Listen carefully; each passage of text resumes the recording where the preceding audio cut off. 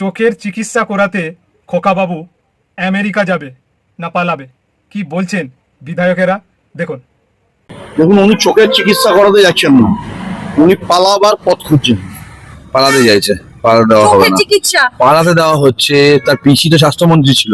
রাজ্যে কি এমন স্বাস্থ্য ব্যবস্থা করে যে চিকিৎসার জন্য বাইরে যেতে হয়? উনি আইনের ফাঁক বলে বিদেশ পালিয়ে গিয়ে বাঁচতে চাইছেন, এটা হবে না। চোর চুরি করেছে, চোরের স্থান জেলে যাবে, আর তার সম্পত্তি বাজেয়াপ্ত হবে। সম্পত্তি বাজেয়াপ্ত করে ওই শান্তিনিকেতন বিল্ডিং এ কলকাতায় যারা ভবঘুরেরা থাকেন তাদেরকে ওখানে থাকার ব্যবস্থা করে। স্বাস্থ্যটাকে এমন জায়গায় নিয়ে গেছে যে চোখের চিকিৎসা করাতে আমেরিকা যেতে হয়। আমি তো স্বপ্নেও ভাবতে পারি না, স্বপ্নেও ভাবতে পারি না। চোখের চিকিৎসা করাতে আপনি কলকাতায় করাতে পারছেন না, জিনিস বুঝুন। আরে দেশে এমসে গিয়ে করান। উনি যদি এখন পালিয়ে যান তাহলে তো মানুষের কাছে খুব হেয় প্রতিপন্ন হবেন। তাহলে তো মনে হবে যে যা যা উনি করেছেন সেসব থেকে নিষ্কৃতি পাওয়ার জন্য উনি এই কাজ করছেন। তা মনে হয় না, ফেরত আসবে।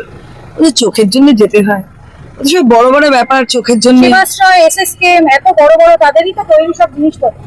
সরকারি জায়গায় যদি সরকারি প্রতিনিধিরা না থাকে